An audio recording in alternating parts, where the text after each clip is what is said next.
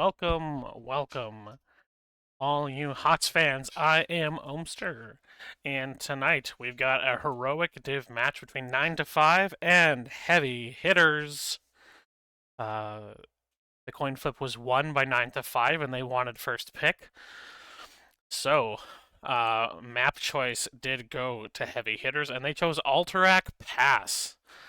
So our bans on this map from 9 to 5, we've got bans on Tomb of the Spider Queen and Garden of Terror, and from Heavy Hitters, we've got bans on Sky Temple and Battlefield of Eternity. So as we wait for the, excuse me, as we wait for this draft to get ready. Hey, Varia, welcome to the chat. As we wait for the draft to get ready, we'll talk a little bit about these maps here. Alterac being a big map, two neutral bosses, one in the top lane, one in the bottom lane. And then each camp, or each side, has their own null camp, which I believe refreshes after a minute or a minute and a half. It's a very, very fast respawn. I think it is the fastest camp respawn in this game. Hey, Ghost Dunk, welcome. So, as for our bans, seeing Spider Queen and Garden of Terror, Tomb and Garden, both maps with kind of dark rotations. I'm assuming that there's been some good games by Heavy Hitter on these, which is why they got banned, or maybe our 9 to 5 just doesn't like them. But Tomb, of course, with the fast rotations and the spider turn-ins, and Garden of Terror with the triple seed captures. So we won't see those tonight. And then, of course, Sky Temple being a fairly macro-heavy map, you don't really have to fight ever if you're efficient at trading the temples, and if you can get a little bit of push going at the same time, or you have some specialists or something like Sylvanas to help you take down a tower to start to get a building lead, you can basically trade the rest of the game temples. So we'll continue talking about the maps that we're not going to see. No, but Alterac Pass, big map, of course, the core having a unique function in this map in that it regenerates health. It is the only core that regenerates health. Now, it has 3 shields that are each there because of a fort, or a keep, pardon me. So each keep, it loses 20 armor down to a value of 0, but otherwise it has 60 armor, I believe, although I'm welcome to be... I welcome being corrected if I'm wrong, but I believe it's 60 armor, and then it loses 20 armor for each shield, each keep that it loses. So taking down your first keep isn't always enough to end the game if the cooldowns aren't long enough or your opponent hasn't lost enough heroes. So, yeah, now often, again, in higher level games like this heroic game, we don't always see enough map pressure for one team or the other to capture right away, because you need to capture for a length of time.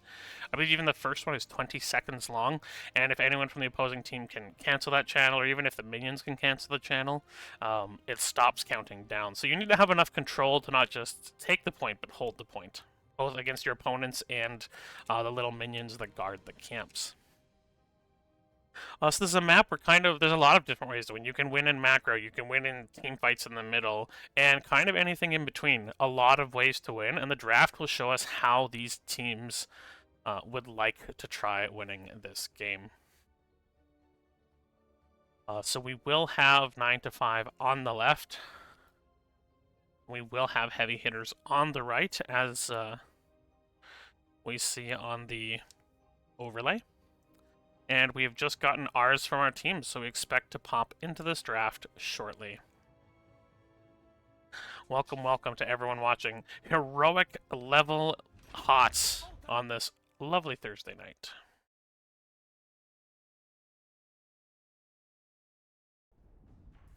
So again, because they wanted first pick, they also get first ban on the side of 9 to 5. They let Heavy Hitters choose the map, Alterac Pass. So we'll see what bans come out. Dahaka, quite strong on this map. Junkrat, Goalkeeper's also quite strong on this map if you want to run sort of a pseudo 1-3-1. So, and Junkrat's just always a good ban. He's good at delay tactics in places where you need to channel something. So a Junkrat ban, besides being really annoying if they're really good, and the Lost Vikings, kind of, you'd almost call this like a quiet good ban. If you've got a really good zombie, I saw the name over there. If you have a really good Vikings player, they can do a lot of damage, and especially here, they can use a Viking to distract the minions and use another one to capture, so a well-played Vikings can kind of sneak the camp on this map. Ariel banned, one of the strongest healers at the moment since her buffs, and she'll probably come back down to earth a little bit with some of the nerfs. I don't know if they're live or if they're on PTR, but they are coming. So we've got one ban left going to the side of heavy hitters, and then we'll be right into our pick. So 2 seconds left, and it is Vala. Well, it's just a strong all-around auto attacker. There's a number of players, especially up in Heroic, that can play her excellently. So always a decent ban, Vala. No Stukov ban, no Anduin ban, and no tanks banned whatsoever. So there's a number of areas that are kind of wide open at the moment. We'll see. They chose first pick, so we'll see who they want. They take the Zul'jin for Mark.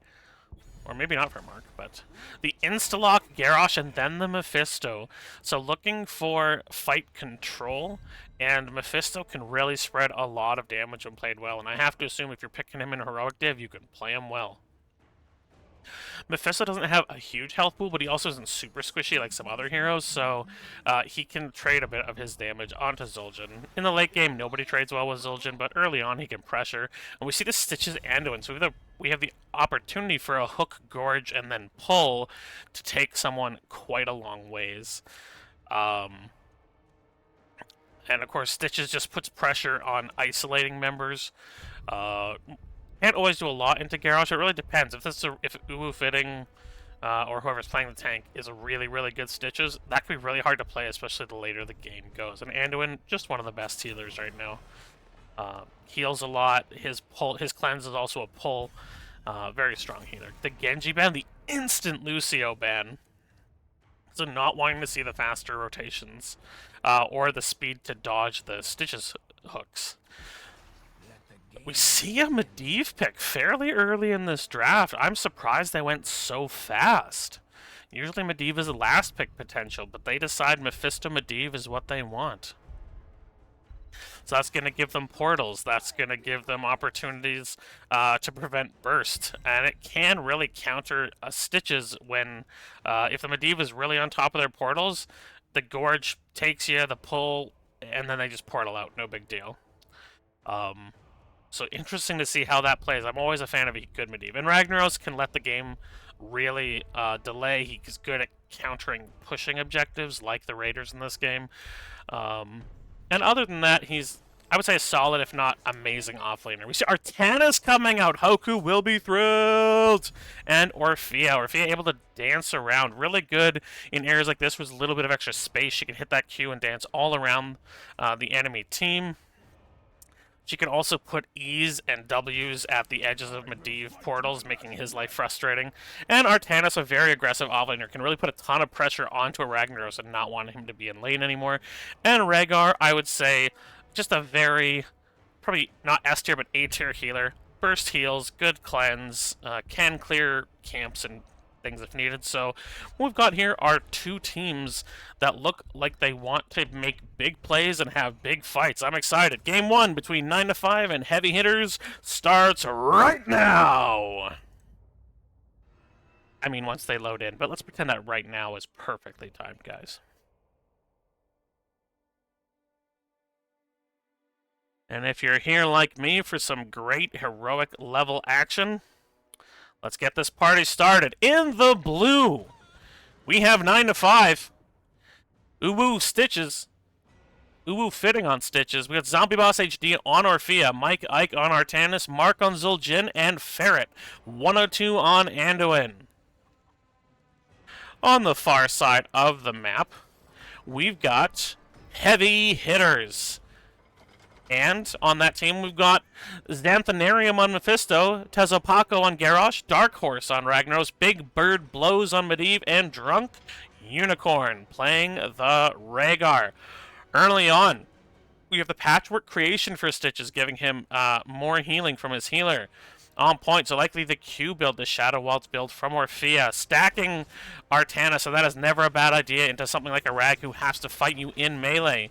Bone Slicer, and the Power World Shield from the Anduin. And some cute sprays. These guys just having some fun early on. Oh, he tries to swap. Mike Ike does, but he has to be pulled out. He takes so much damage after getting flipped at the end of the swap. Oh, and Medivh takes a portal to kill the Artanis. Gets rooted, but still gets out.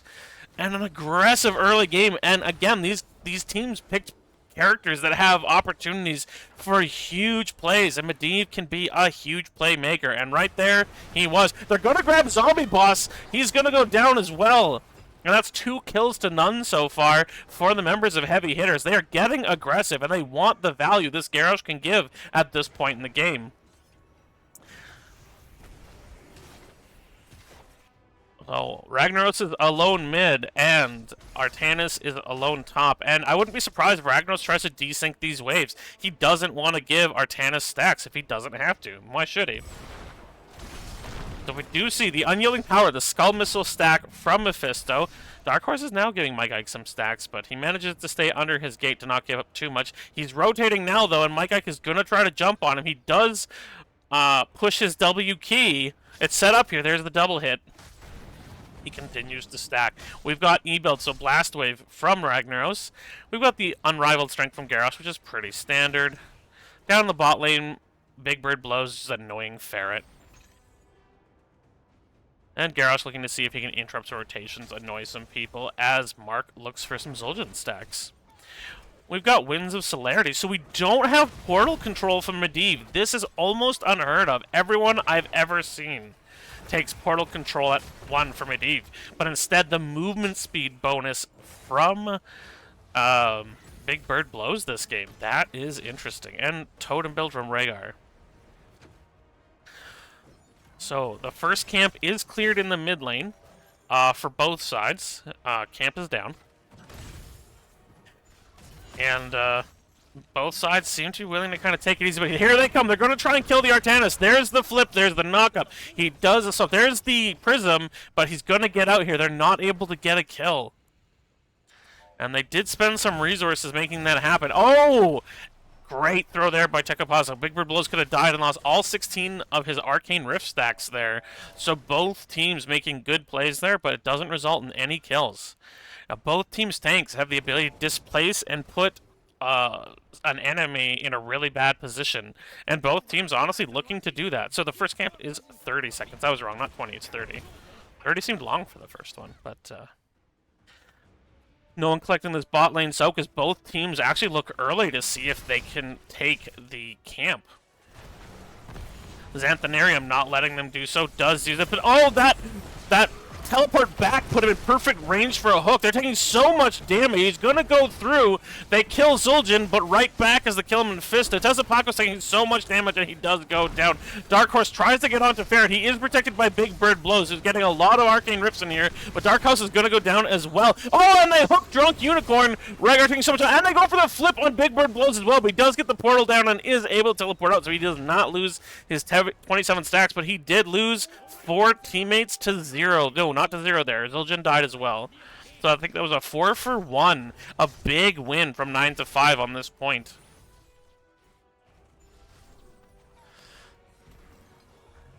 The minions are going to try and recapture this point at 15 seconds, and they do. As both teams are going to take their Knoll camps at this point, with 9 to 5 being slightly ahead here. 9 to 5 also has about 2/3 of a level lead at the moment. They're going to try and catch Orphea out now. Zombie Boss takes a lot of damage.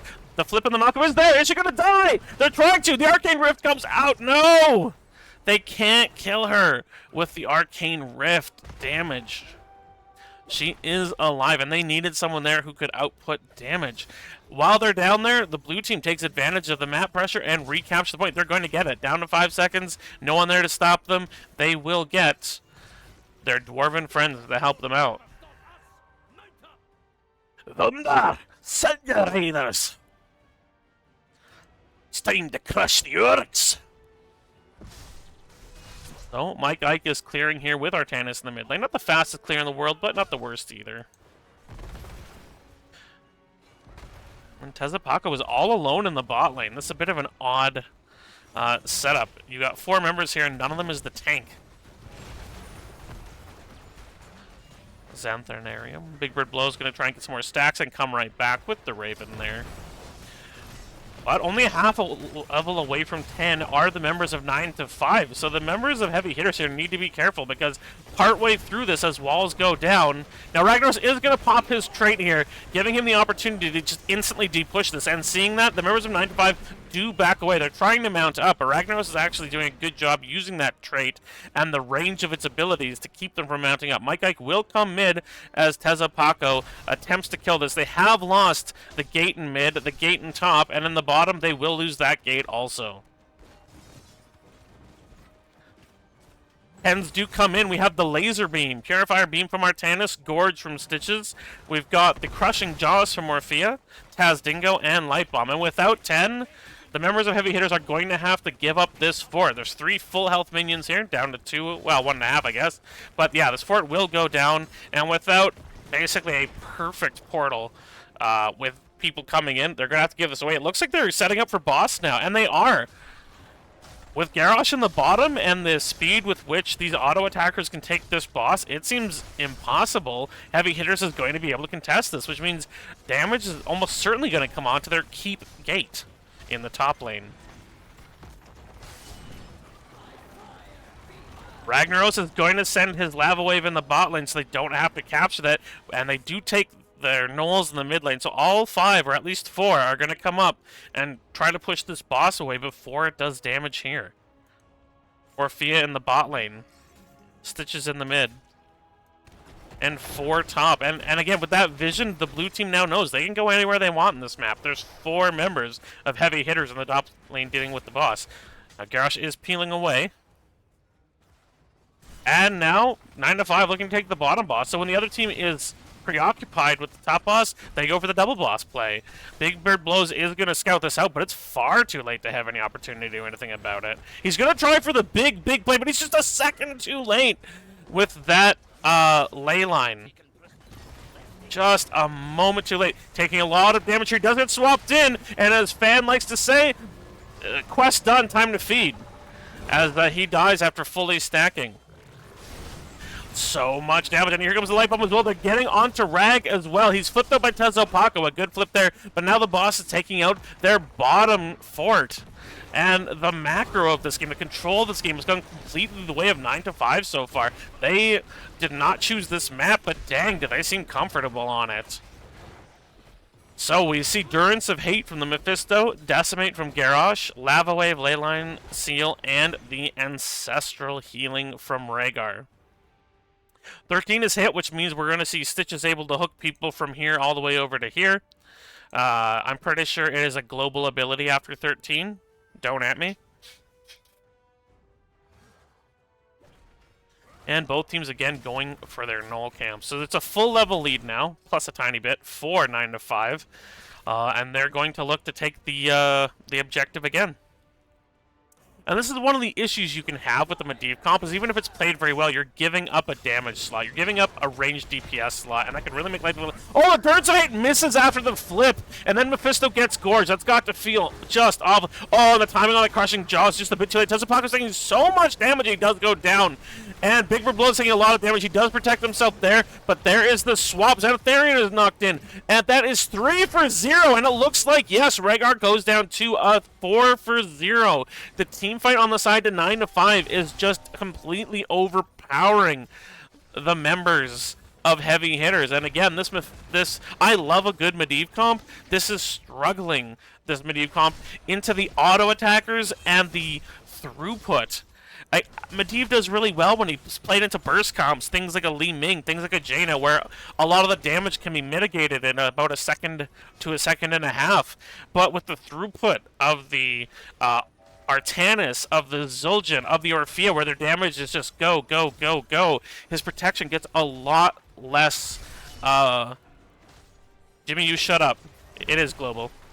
1.4 seconds left, and they can't stop it. They protect. They're back in time for this, but they can't do anything. It is captured, and now they might lose themselves another team fight. Rhaegar does get Gorge. Xanthanarium is super low and does get killed by that Arthas. Out comes the Light Bomb on Ferret. He's going to lock down Ragnaros. Drunk Unicorn is super low and swapped in. Another great swap from Mike Ike. Dark Horse taking a ton of damage now. Killed by the Stitches and the Anduin. And it's another 3-for-0 from 9 to 5. They're now ahead in kills 13-3 and ahead in levels 16-4. And that was a risky choice for a team fight and ultimately did not pay off for the players of Heavy Hitters. But as I was saying, the throughput made picking Medivh so early, and I guess I don't understand. Zul'jin had already been picked. I guess they were hoping to pressure a lot in the early game, but they're at a spot now where they're 2 levels behind, and their damage is insufficient for their enemies. Good size up on the hook. Out comes the Leyline Seal. They're trying to put damage on Mark. Big Bird Blows has to back out with the portal. Here comes the Decimate from Tezepaco, and the fort is protected by Dark Horse's trait. In comes the flip-in, but the pull-up by Endurance of Hate roots 4! And they're getting on the back line here, but Xanthanarum is very low, so is Big Bird Blows. They have to get out. This keep is at half health, but nobody dying yet from either team, but all of the ults used from the members of Heavy Hitters. Xanthanarum taking a ton of damage from Mike Ike. He's having a hard time peeling this. Tezepaco is fighting the back line. An attempted save from Big Bird Blows, but Garrosh still goes down. Mike Ike is going to come in, but the hook hits Xanthanarum. He's dead also. Drunk Unicorn taking a lot of damage from the Orphea. She's chasing him down. The auto kills him and puts her back to full health.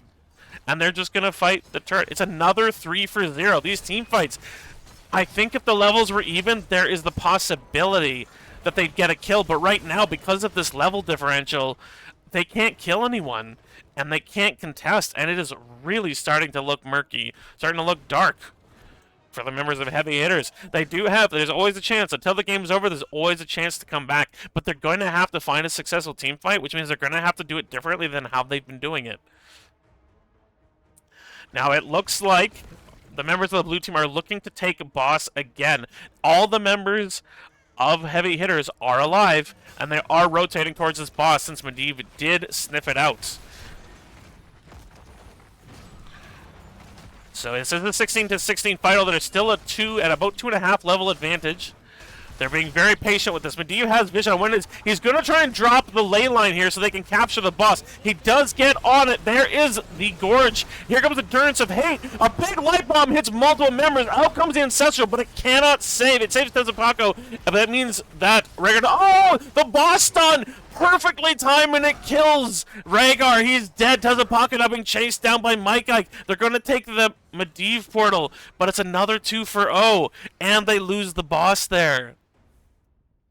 They're trying so hard to make good fights happen. They're doing really good things, but it's just not turning out the way they want. And now objective will be captured by the members of 9 to 5. They're looking very strong this map, and these Stitches, that Stitches hook into the boss stun just worked out so well. Now, a sneaky capture there with the Leyline Seal and the portal out by Big Bird Blows. He prevents those gnolls from crashing into his keep. There's a huge wave forming bottom, though, and in the wave, Ragnaros has popped his trait just to stop the boss, which means that it will not be available when the Raiders come through. He will use his ultimate to clear the bot lane. We're only about a quarter of a level away from 20 for the members of 9 to 5. Red team needs a fight before this happens. They need to fight before Raiders and 20s, or the game will be over, and they know this. They're looking for this fight. They back off. This isn't the place to do it.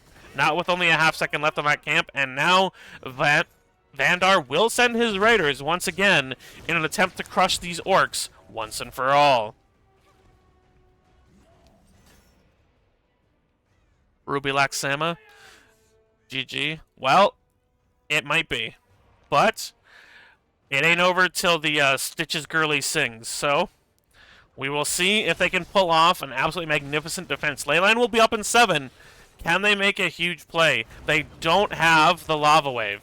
They do have Ancestral. Here comes the swap on Big Bird Blows. He no longer has the protection. He dies. There is a double Gorge. Will Uwu try to grab anymore? No. Here comes a Light Bomb out. A great slow. The Endurance of Hate comes out, but they can't kill anybody. There goes Ragnaros. Xanthanarum is trying to get a kill. They do knock down the Stitches, but Xanthanarum does go down, and Rhaegar on the back as well. 2 keeps are down, and they are killing Drekthar, the War Chief of the Orcs. At least on this battlefield. He's going down fast. All 5 members are dead. GG! Game 1. goes to the members of 9 to 5. A big game one there from 9 to 5. Some statement plays. That Stitch is hitting hook after hook. Mike Ike's Artanis, absolutely, I want to say flawless. Just so aggressive, so much pressure, great swaps. Hoku will be thrilled. 3 levels down in 20. I agree. That was almost unlosable for them, but you know, we've all seen huge throws. But no, not this team. They took care of business. The 0-23 and 0 Anduin line. And some good pulls there from Ferret. Ferret is a very impressive healer. All the games I've casted him so far, I'm impressed. And again, some good Medivh plays from Big Bird Blows. Some good, but just not enough. But getting that, falling behind on levels early, really put them in a position where they couldn't do what they want to do, where they couldn't get the damage they needed to have for the Mephisto Medivh to be enough. And even with the Ragnaros' ability to stop big pushes, that did lead to some, just some struggle bus for our team from Heavy Hitters. So we're going to go into Game 2, and we'll just have to see if they can tie this up and take this to a Game 3.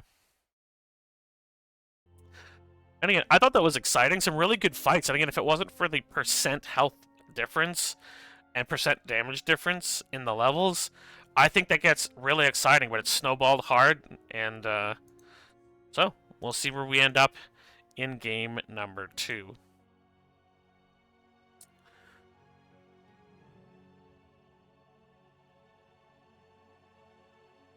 And one of the things I'm appreciating when I get to watch and cast these heroic level games is the decisiveness. They move around the map like they have one mind, like they have one just directive. Whatever they do just together. They do it the best way they can do it. Just great macro, great sense of timing on camps, and they make it look easy, which that's the mark of someone who's really good at something. They make the difficult look simple.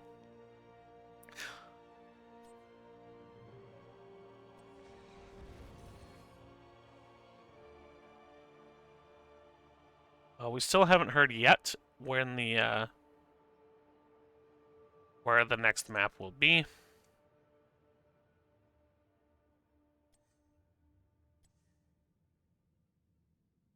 So as I was mentioning in game, I think the Medivh pick there, it was a win more hero in a sense. If they had gotten ahead, the Medivh gives you more chances to get ahead. You can invade the enemy's knolls. You can invade behind their camp when they're trying to defend it. There's so much you can do with a Medivh when you're ahead. It feels like there's not a lot you can do against a good team with a Medivh when you're behind. It's much more difficult.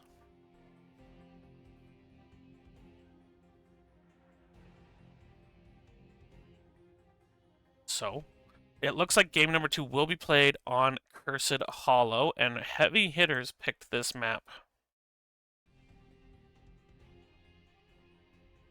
Excuse me. It also looks like they might be making to make a, potentially at least, a sub or two to the roster. And that's not unusual, trying to make a change or two. If things don't go the way you're looking the first time, if you got some good subs, or you got another comp you want to run, nothing wrong with doing that.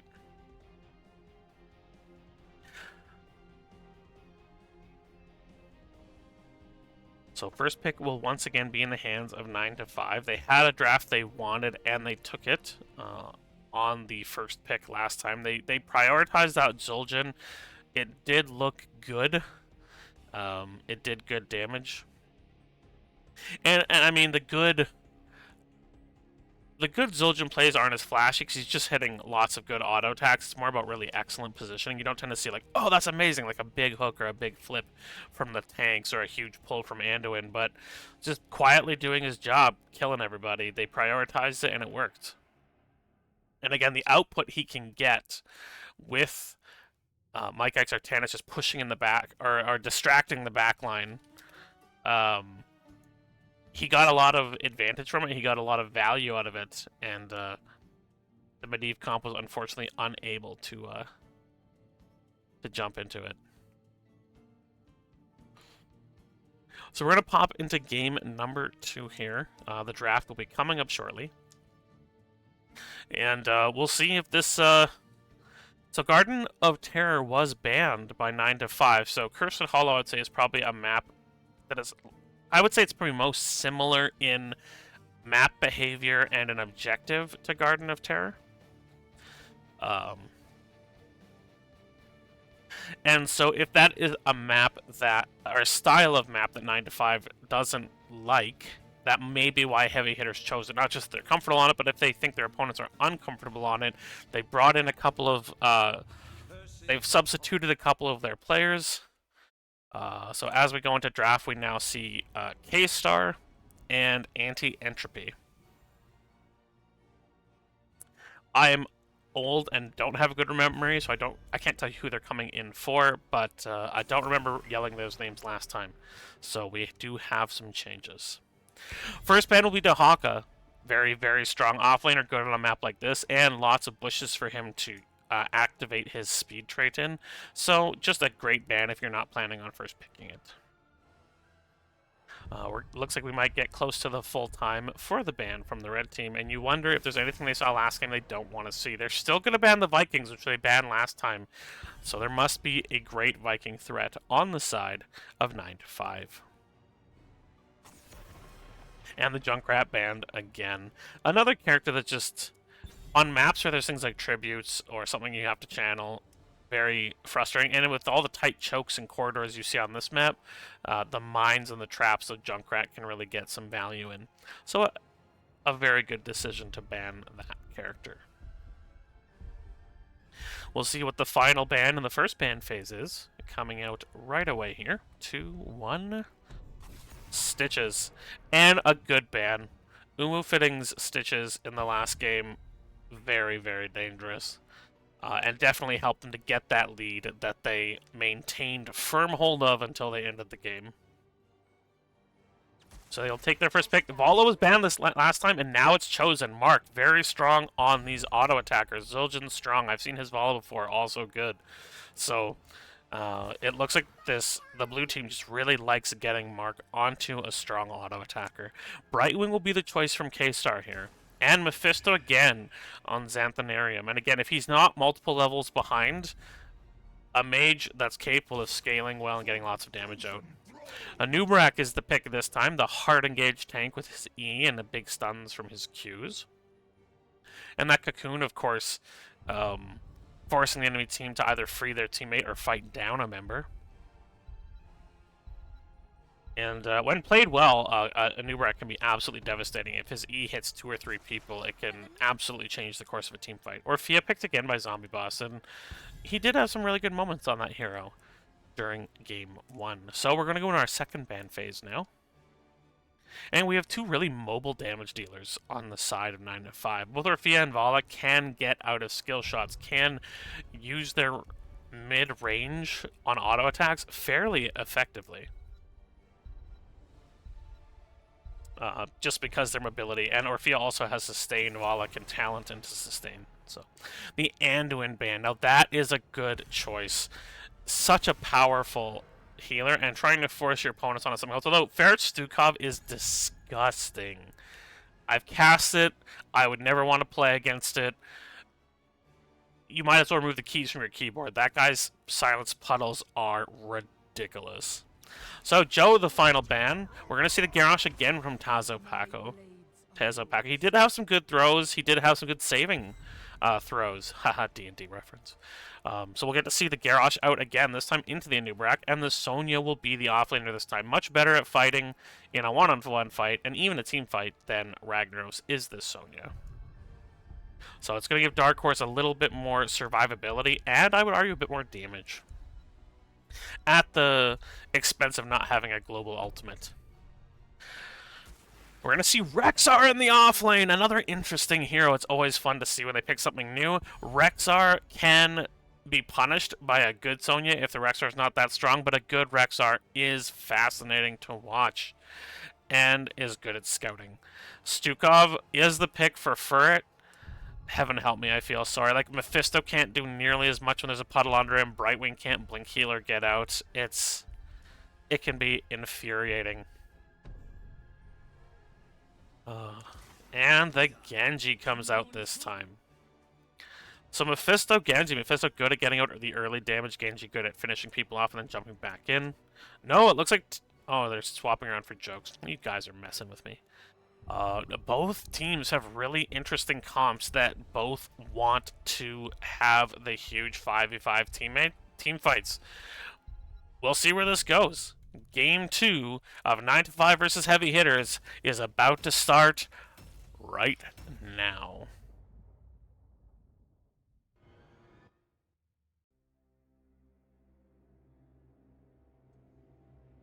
We saw some great fights from 9-5 in Game 1. However, they had a comp, I would argue, that was better at doing that. So we'll see if a stronger composition for fighting in Game 2 is of help to Heavy Hitters. But to announce our teams, in the blue trunks in this corner, we have 9-5. Fitting on Anubarak, Zombie Boss HD on Orphea, Rexar, played by Mike Ike, Mark on Vala, and Ferret102, rocking his Stukov. In the red trunks, at 195 pounds, the challengers, Heavy Hitters, Tezopako on Garrosh, K-Star on the Brightwing, Xanthanarium on Mephisto, Genji, played by Anti-Entropy, and Sonya being played by Dark Horse. We've got the Nerubian Armor, the spell damage reduction from the Anub. Q build again from Orphea, which can be very good from ability. Bird of Prey, the ordinary Wave Clear talent from the Rexar. Auto build from Vala, so the pressure there to never die. Reactive Ballista Spores, so not the low blow from Stukov this time. And I will, again, the low blow last time was very... oh my goodness! The instant blow on Mephisto and the kill on the Brightwing early. And Genji looks like he's going to get caught out here too. He's at 60 health. He dies and so does Garrosh. It's a 4-for-0, 43 seconds into this game. That is a statement. And it's not a statement the members of Heavy Hitters are going to like. One wonders if we're going to see them come out with a sense of caution now, or if they're going to come out like a house on fire, ready to get some revenge. They are going to jump onto their siege camp here. It looks like Vala and or Orphea. It will be Vala capturing the siege camp for the blue side. Go Hitters. Hey, we all love to see 3 games. But they're in tough, already down 4 kills here. We've got the Unrivaled Strength, Hypershift. Again, the Skull Missile build from Xanthanarium, Agile Dismount, and the Furious Blow Sonya. So they are a full level behind because of those deaths and the soak they lost from it. And again, getting behind levels in the last game is what led to their undoing, but their comp is better this time. It's less dependent on being equal or higher than levels without the Medivh comp. So, this is definitely not as big a setback in this game. Being behind 1 level at this point on this map, it's not the end of the world. If you can get to 10, if you can do better ults, better wombos, that level difference can be made up in 1 team fight. Pretty easily. But you have to win it, and you have to win it hard. So we see the Shuriken stacking from Genji, always a fun talent. It's always nice when you press an ability and you just hear ding. So, got 19 stacks on the Vala so far for her autos. Siege camps from, or sorry, bruiser camps from both teams taken, and it will push into this gate but be cleared. Gate's at about half health overall. They look like they want to gank Tezopako. He's going to try and get out here. He did not take Indomitable at 4, so he has no way out of this. K-Star comes in and does manage to get the huge healing. 180 health or so on Tezopako. But they jump out, and that's not just a kill on Vala. That is a Gambit stacked lock. She's going to lose 5% of her auto attack speed because of that death. And a great jump in my anti-entropy as they have come out like a house on fire. Took the humiliating early loss and decided that they're going to prove they are in it to win it this game. Camp is cleared by Mike Ike. And now they're going to kill a Nubarak in the bot. Xanthanarium gets out from that chomp. Heavy Hitters not ready to throw in the towel yet. They are fighting this one out. So, the first tribute is actually going to go to our red team. And again, they basically made up the level difference. They are probably within 100 at this point. So, level 7s will come in for both teams. They're looking to get aggressive here. That is a lot of damage on Ferret. Tezpaco gets the phase shift from the Brightwing. Ferret manages to walk away very, very low on health. He taps. And it looks like we're actually going to have double soaking from both Dark Horse and Mike Ike, as these two teams just want to brawl in the bot lane now. Anti-Entropy will jump in and throw a couple shurikens to get a few more stacks. The sooner he gets 60, the more damage he can output. The puddle does go down. It looks like more to clear the wave, or he's slightly misjudged where Xanthanarium was going to teleport back to. So, this time the tribute is going to be on the side of heavy hitters, which gives them an advantage for positioning. But it looks like 9to5 is going to try to do something about it. Mark gets targeted there by Anti-Entry. The flip and the knock-up on it. He's polymorphed as well. He's taking so much damage on Uwu Fitting. He does get his shield up, and then the silence comes out and puts a lot of damage on a Xanthanarium. They're putting pressure here, and Rexar does have the advantage in terms of getting here first. Genshi gets CC'd and takes a lot of damage, and the reactive Ballista Force slows him a lot. He goes down. Now Tezpaco's taking a ton from that puddle as it grows. He goes down also. 2 for 0, and now 9to5 is proving that they have the gift of the team fight. Both these teams showing really great things in these fights, and now we're up to 59 stacks on the Vala, so some big stacks recently. 9to5 will invade and try to steal this siege camp. Xanthanarium manages to scout that out before he gets hit by any CC from a Nubarak.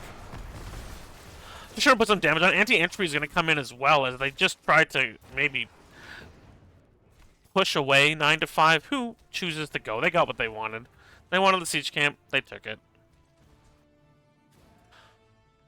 Dark Horse is going to have to back up. Manages to dodge away from the Orphea Dread. So, 10s will come in first by about 3/4 of a level for 9to5. We see Cocoon and Rain of Vengeance, but the other 3 heroes have not yet chosen their ultimates. It looks like there's going to be an invade on this Bruiser camp from Tezpaco and Anti-Entry. There's only 2 members here, so putting a lot of damage on Zombie HD to start with. In comes Brightwing as well. The push comes out onto Anti-Entry. They're not 10 yet. This is not a great fight. They tried to find an outnumbered situation, but now they're the ones outnumbered. Vala... Oh, Brightwing is in a bad spot. Brightwing dies! Anti-Entropy jumps out.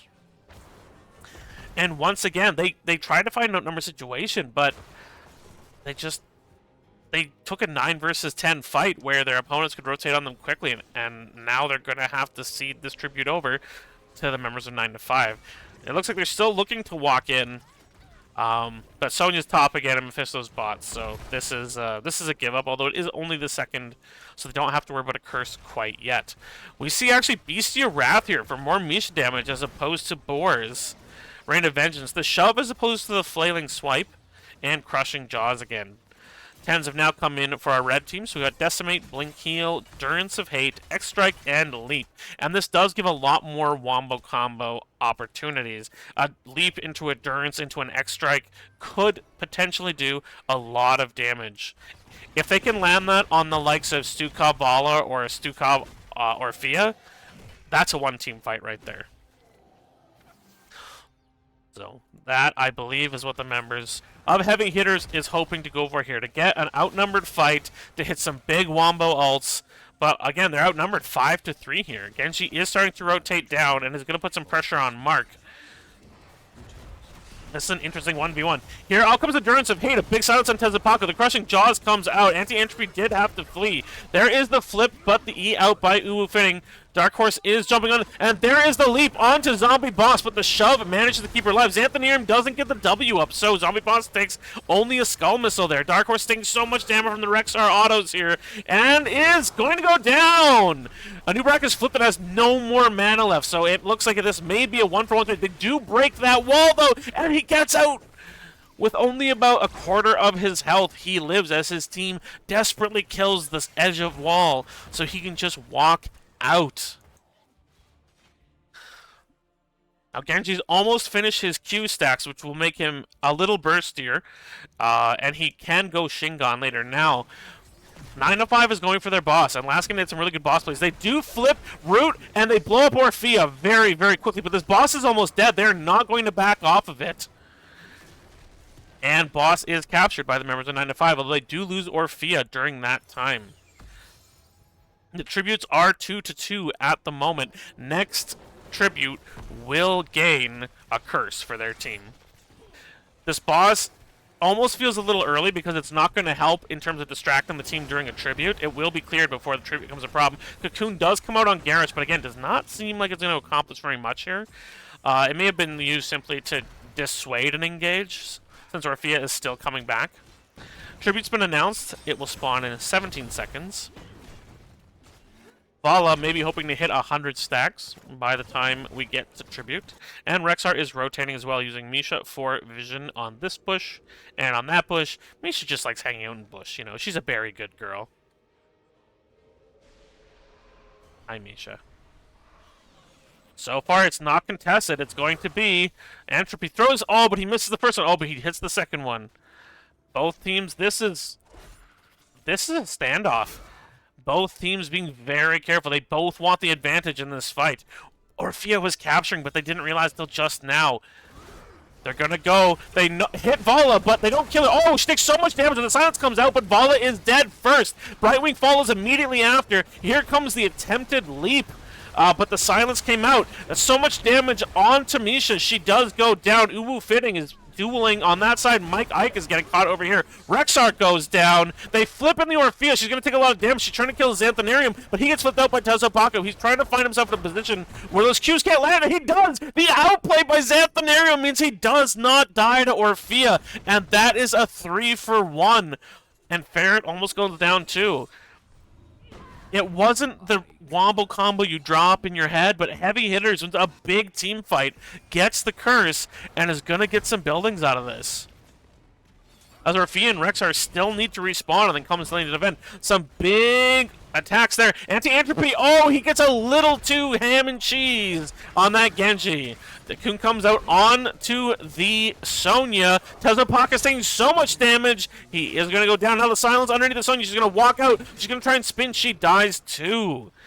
So, during this curse, no buildings and 3 deaths. Genji goes too hard.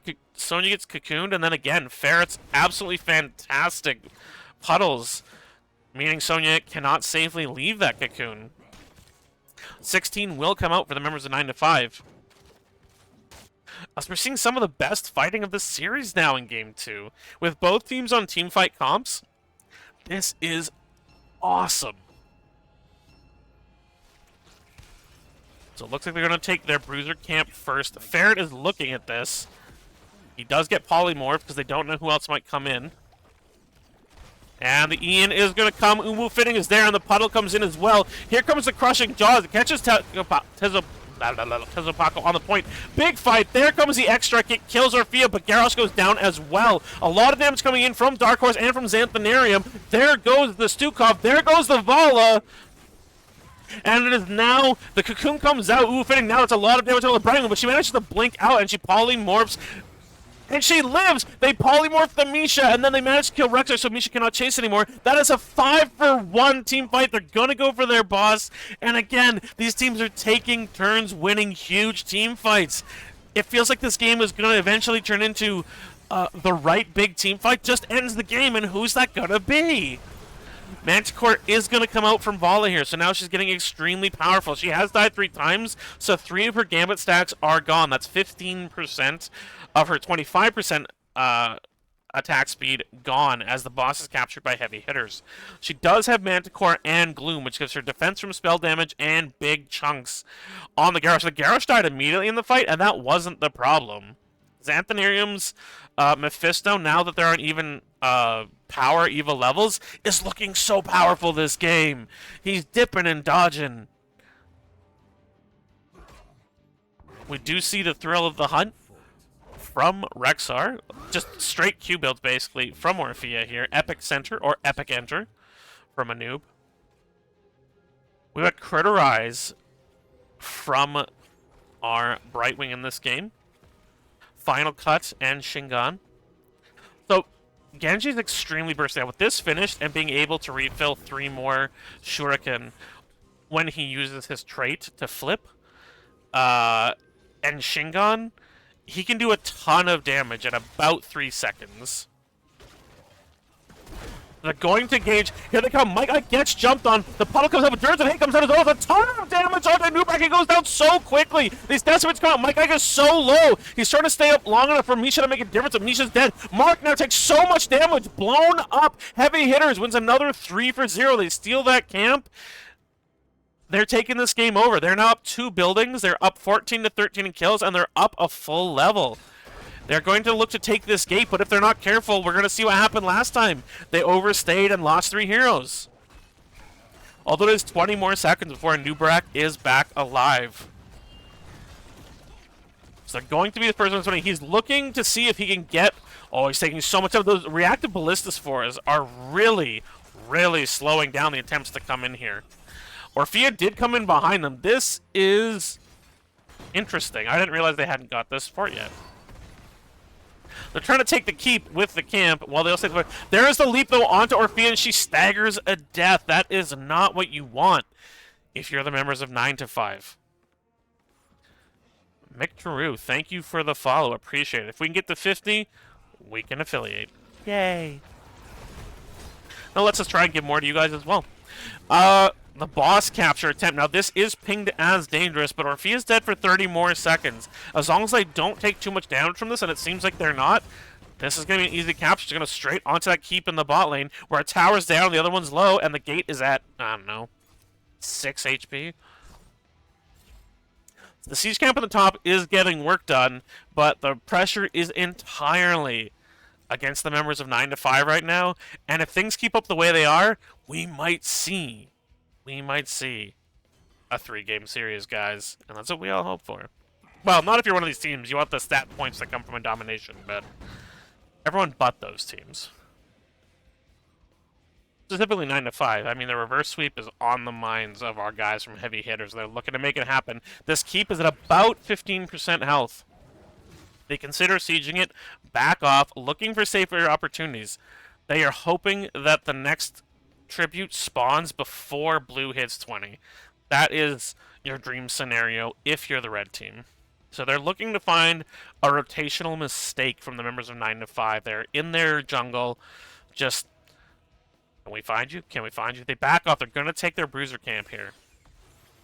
Their top and bottom forts are very low on health, but that's not something that the members of the blue team can get aggressive to try and take until they hit 20, or until they win a fight. And then at that point, it's probably try to end top or try to end bottom if you win a big fight. I grow tired of your petty squabbling. Alright, 20 has not been reached yet by the members of 9-5. They are close, so they're going to try and safely get some minions and take their siege camp so that they can fight this tribute. They do not want another curse going their way, or that mid keep will go down. Unless you get that weird situation where it gets captured, but then they win a huge team fight. Uwufitting is having a look. Tezo Paco gives away his position, but here comes the turn, so Hayden goes immediately onto a Nubrak. He's going to take a big chunk of damage. The Nerubian armor does help. 20 does come in for the members of 9-5. There is the cocoon out on Xanthanarium, but Tezo Paco is taking so much damage here. The phase shift in from K-Star. Stukov goes down. Down goes a Nubrak. There's so much damage on Mike. Like, the Rexar can't help, or the Misha can't help there. Zombie Boss does manage to kill Xanthanarium, but he's already done his job here. Zombie Boss takes so much damage to protect from Genji, saves his life there. Vala is backing, and down goes Orphea. It is a 4-for-1. Once again, K-Star does not see the Vala there. She is going back to try to defend her base from these camps, but she's going to get caught here if she's not careful. She does have 20s. She does have the Acrobat Vault. Entropy does not catch up to her. There's the flip, though. She steps out just a bit too far. And they're going to take down the core with this curse. Game 2 is going to go to Heavy Hitters. GG. This series is tied 1-1, and they've got everything to play for in game number 3. GG. To Heavy Hitters. So again, they lost that level 1, level 2 fight in the mid lane. They lost 4 members for nothing. 40 seconds in, and they could have gone. We got steamrolled last game. We're getting steamrolled now. They could have kind of put their heads down and gone, screw it, let's just play this out. They did not do that. They brought their best games. Anthenarium's Mephisto on point. Some great phase shifts from K-Star's Brightwing, and bringing in their subs seems to have revitalized this team. They came in hard game 2, and I think Ferret Stukov is still really good, but every time he stood still, Sonya or Genji would just look to kill him, look to jump him, and there's not much that Vala or a Fia or a Nubrak could do to peel. They're up at the front trying to get things happening. And because of that, Stukov would go down, and then the other members would go down. Mike Ike's Rexar, solid. I'm not sure it's the most impressive Rexar I've seen. I think Artanis was super good game 1. In this one, the mobility of the Mephisto and the Brightwing really kept him, I think, from getting the value he was looking for. So, game 2 will go to the members of Heavy Hitters. We will see what they choose for game number 3. But this series just got hot.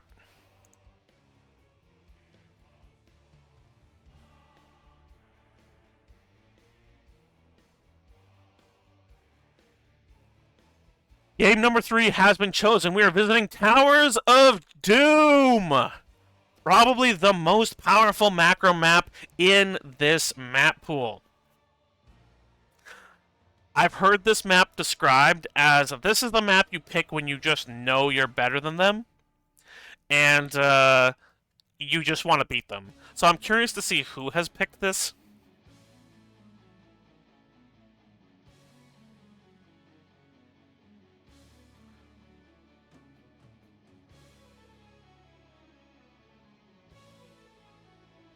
Oh, my voice is running out after that one. That was intense and exciting. The Drunk Unicorn is going to come back in for K-Star, but Anti-Entropy remains on the roster.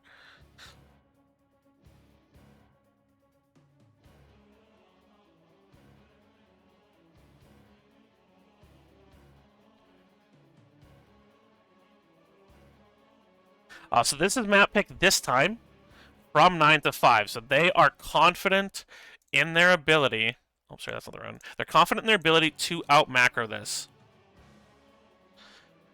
They feel like what they have can win this game. And win it with macro. But this is another exciting one that you can fall behind in and still win 1-0. You cannot charge a core on this map. You cannot really win this with hard push. You can give yourself a big advantage with hard push, but as long as you have 1 tower remaining and you can win a team fight, you can win this game. And so what we're going to see here, I really believe from both these teams, are big plays. I think they're going to play safe at first, but they're going to go hard to try to win this, to try and close out. The members of 9 to 5, they really don't want a reverse sweep. Those feel so bad. They do not want to give up a series after winning game 1 in decisive fashion. But the members of Heavy Hitters are going to be jazzed right now. They just won a game. They're feeling good. They came back when they'd been feeling a little bit behind after losing 4 people in the first minute.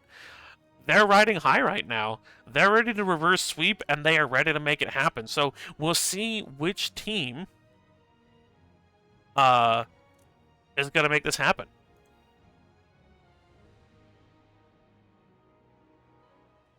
I hope you are all as excited on the edge of your seats as I am. And if you've not yet followed, please feel free, if it interests you. I only cast. I am not streaming any games at the moment, but I do cast NGS as frequently as I can. That's usually 2 to 3 times per week. And if I hit 50 followers, we can get affiliate going. Towers of Doom, we're going to pop into the draft here, and we'll see what the final compositions for these teams will look like.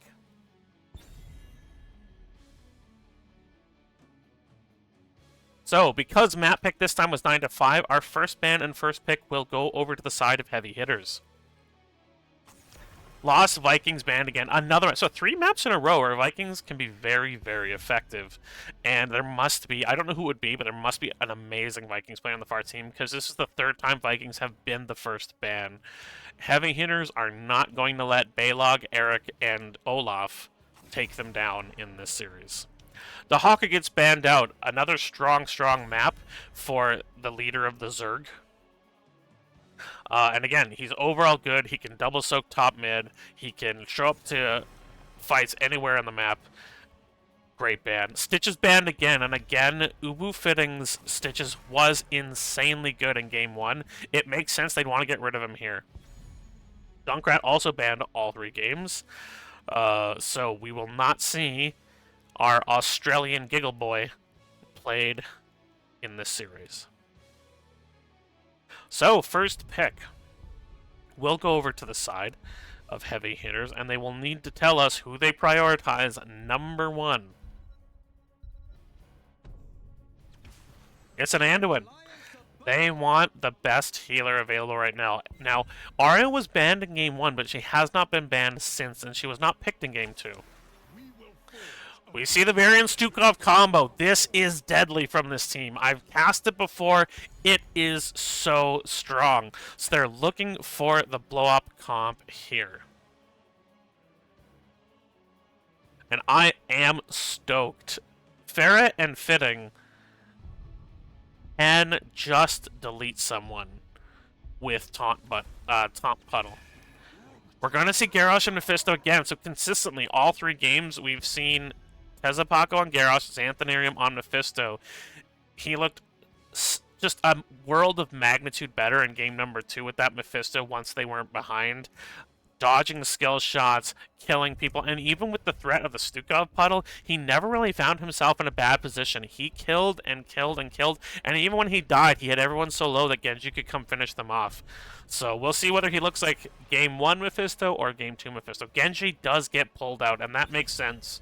Anti-Entropy's Genji was a thorn in the side of Stukov last game. He will not get that opportunity again on the Shimada Ninja.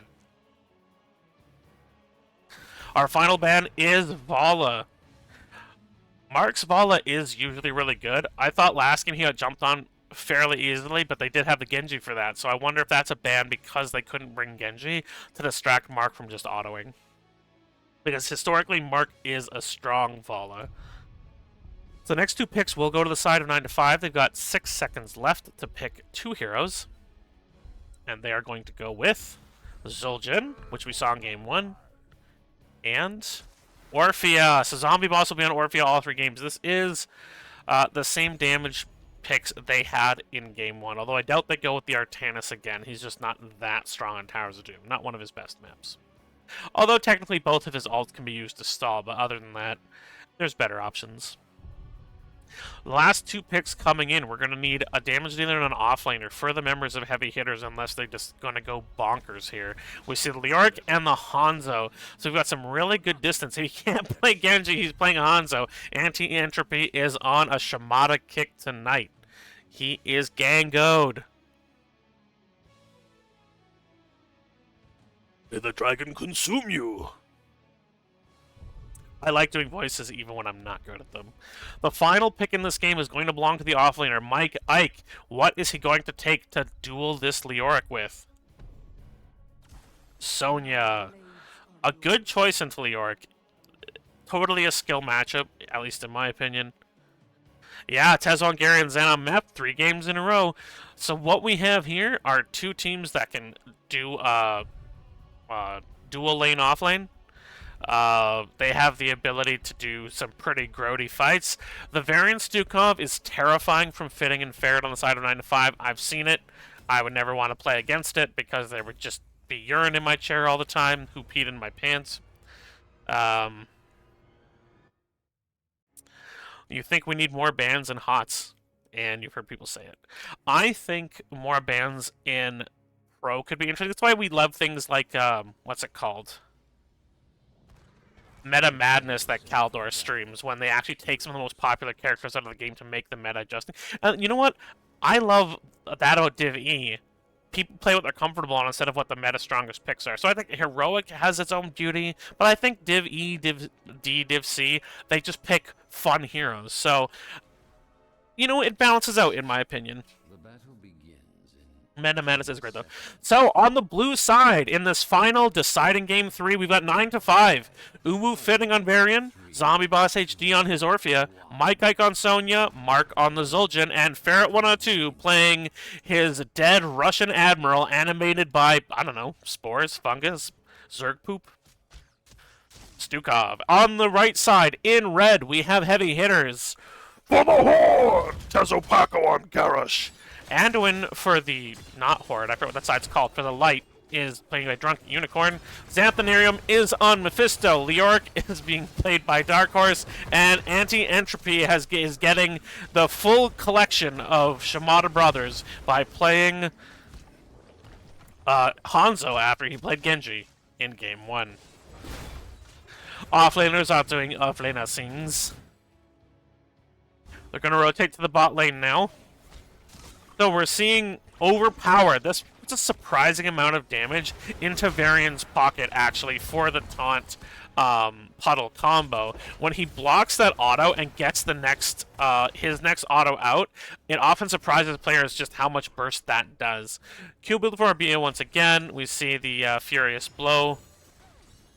They're looking for the invade here, but Mike Ike is closer and he is going to rotate in, although Varian does not have taunt yet. Here comes the puddle. They jump on anti-entropy, but he's still alive. Mark's taking a ton of damage now. Tezopako is very low. He will die. Xanthanir managed to get the reverse kill onto Zul'jin, though. He's going to have to commit a sacrifice on his own life there. But they kill Sonya in return. This is a 2-for-2, and no one has captured this camp yet.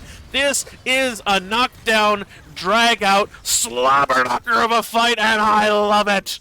Zombie Boss kills Dark Horse's Leoric with a last Q. He's going to try and get on Drunken Unicorn, but is not able to. Dark Horse fans in chat and the Kala fans in chat, I'm sure they're both great people. And Kala, from what I understand, a great caster as well. So we're seeing Skull Missile for the third time from Xanthanarium. Already finished his simple geometry is Anti-Entropy. We see the Fealty unto Death for Leo, which I don't recall ever seeing anyone pick, ever. So, curious to see how this goes. We have the Lightwell. There's the taunt and the blow up on Hanzo, and this is already coming into play. Taunt Puddle is going to suck in these corridors for the members of Heavy Hitters. Another pick I never see, Neil Peasants. So the PvE talent for Leo here. And it seems like Dark Horse just has a totally unique Leoric build. The Siege Camp, the Pumpkin Camp, will go over to the members of 9-5 as it cannot be contested with Hanzo being instantly blown up. Lightwell is down. They're trying to fight that. There is the taunt onto Tezopako. He does get pulled out. A great pull out there by Anduin. Anti-Entropy trying to get more damage in there. He does have the walls to launch his scatter arrows off of, but Uwu Fitting blocks all those, and Mark is able to capture this, and they lead 32-36. Or 36-32. You can't lead with a lower number. Look, I'm not here for my math skills, guys. I'm here to yell about video games. A slight level advantage to the side of 9-5 because they are up 4-2 in kills, so they will hit 7 first. There's the Varian Spray doing his dual blade ting-tangs. Ting-tang.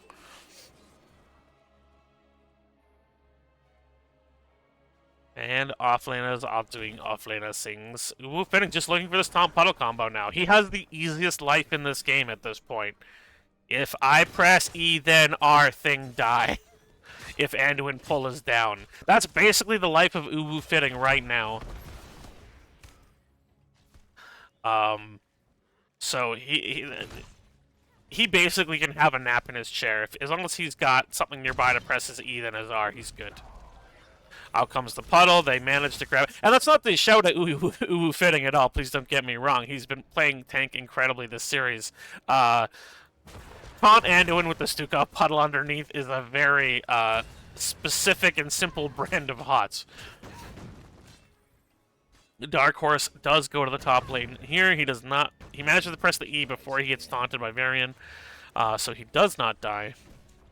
And now there will be 2 altars activating on the top, to the right, and to the left. And normally these just get straight across unless one team has a large advantage, like 10 to 9, and it's not close. But it does look like 9 to 5 wants to aggress on their opponent's side of the field here. Fitting is in a taunt position here. Does throw out the Lion's Fang. They're getting damaged. There's the taunt down on Tezapaka, but the puddle does not follow up as Stukov is being pressed. There's the throw on Fitting as Drunk Unicorn does capture that, and the other side is captured by Sonya. So an even trade. The score now 32 to 28. And no one goes down during that frank and honest exchange of ideas.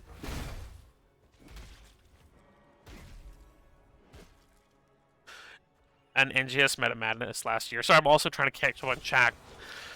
I think Meta Madness is a really cool idea, and I'd love to cast it even though my memory is goldfishy.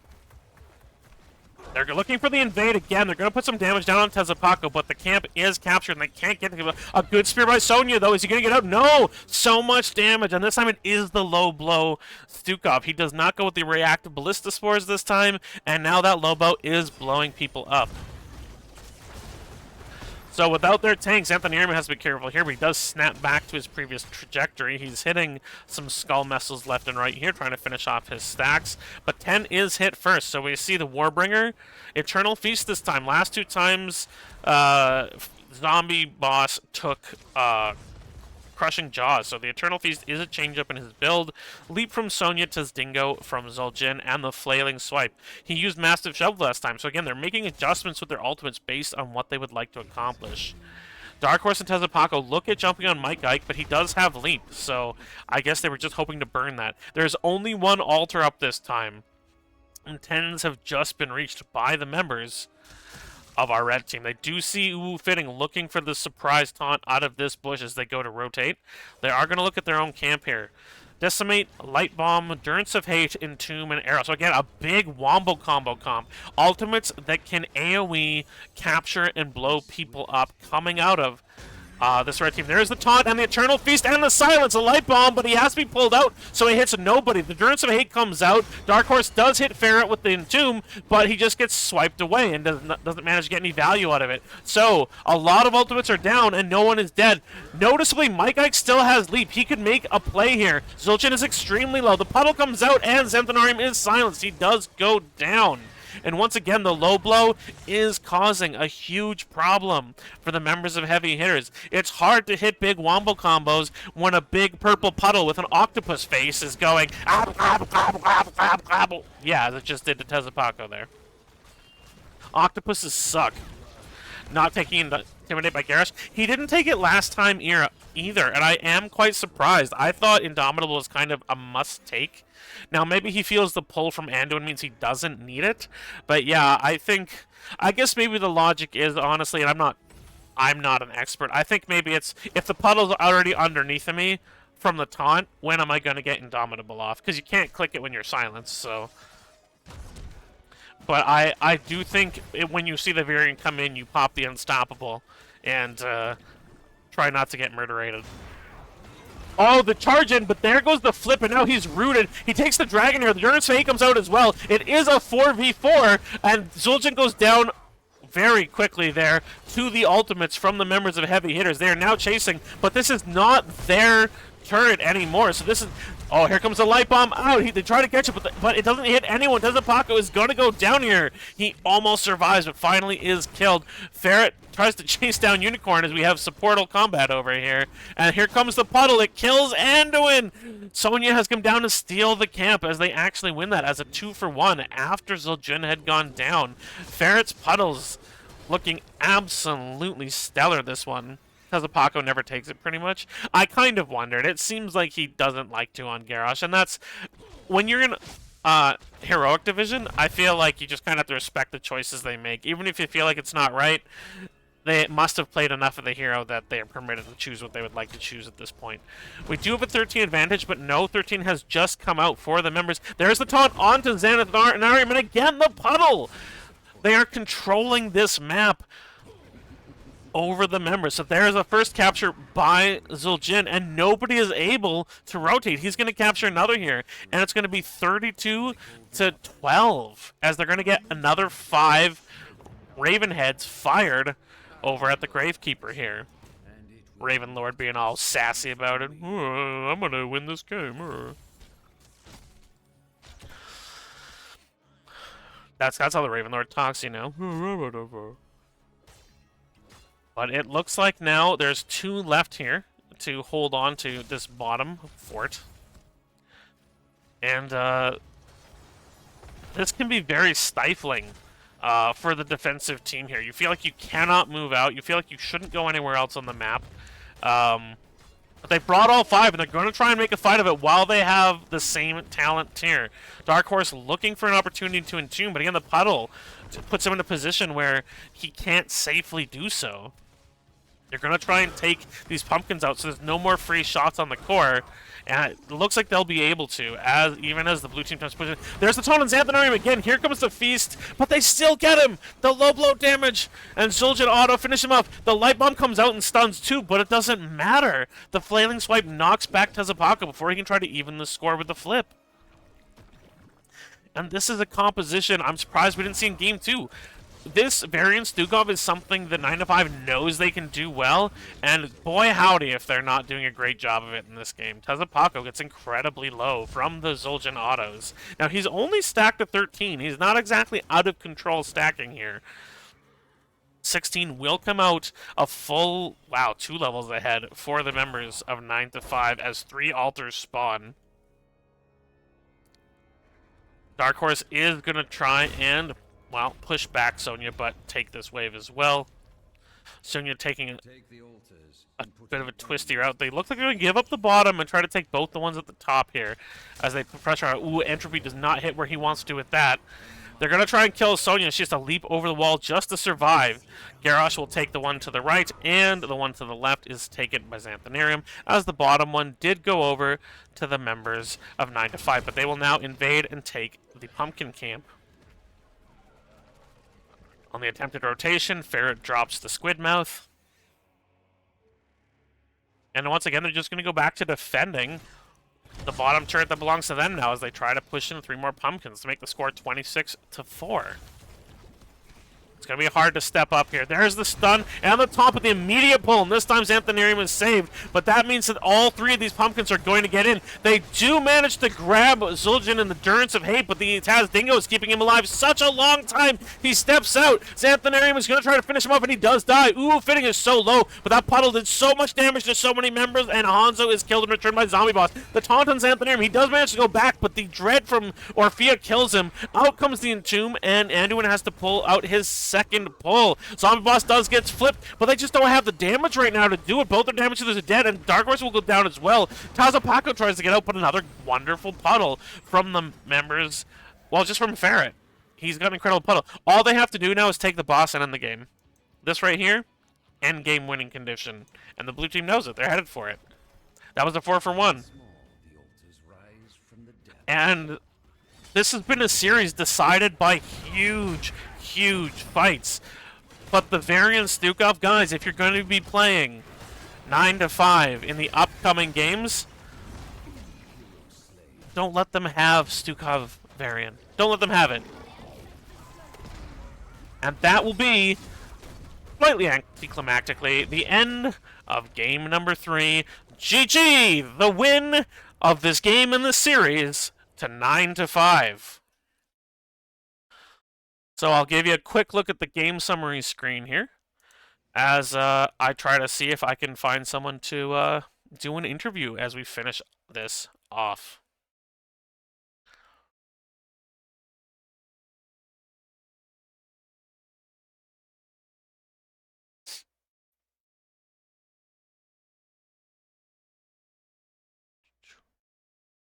Wow, that was an absolutely fantastic series in the Heroic Division.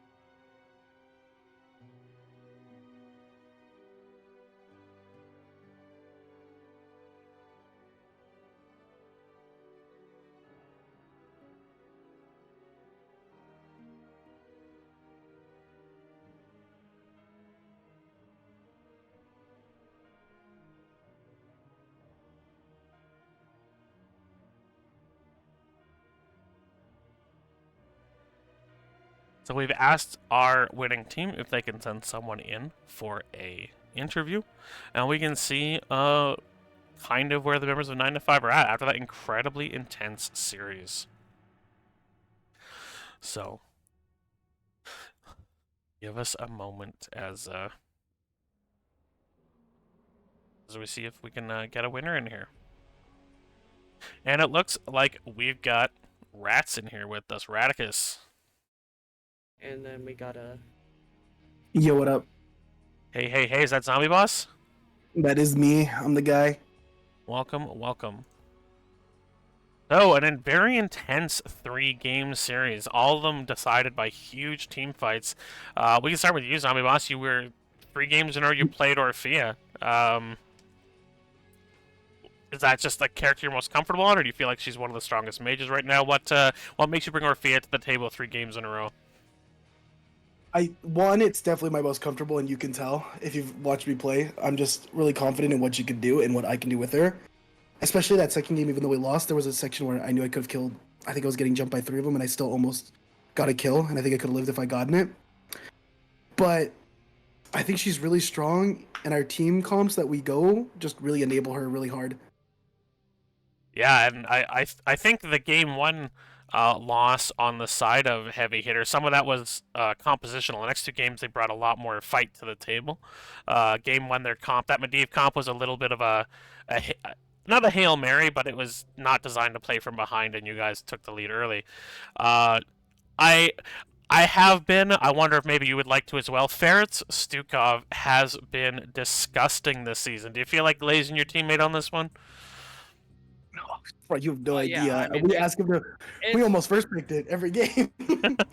No, I mean, when you ask me about glazing, especially when it comes to Jarrett, I will always glaze Jarrett.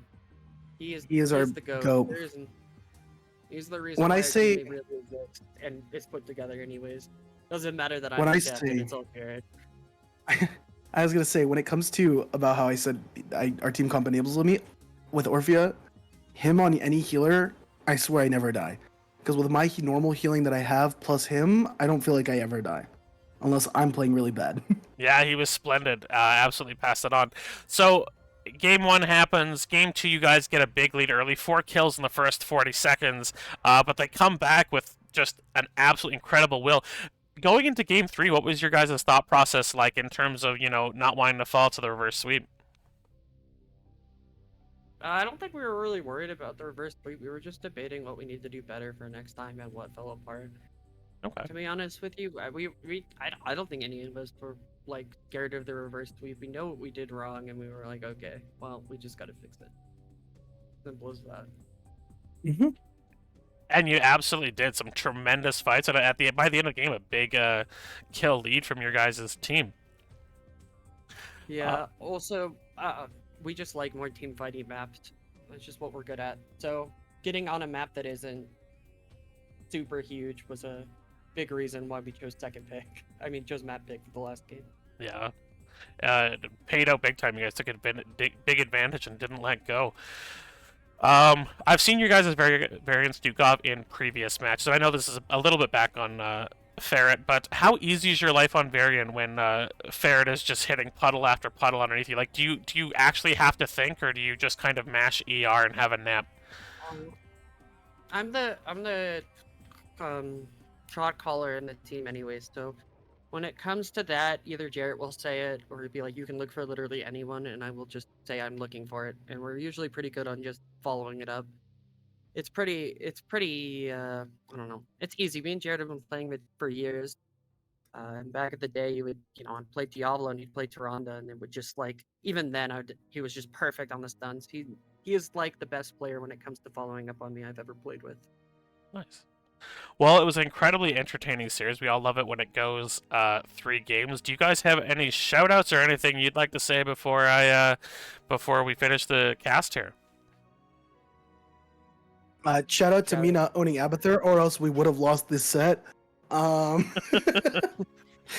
get a DM earlier today saying I'm gonna lock in Abbott there, And I'm like, okay.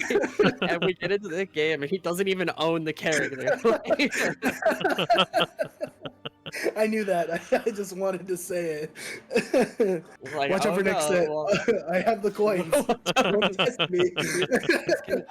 yeah, when he gets off of his fucking 60-hour work week, like he'll play one game of Abbott there for the entire week.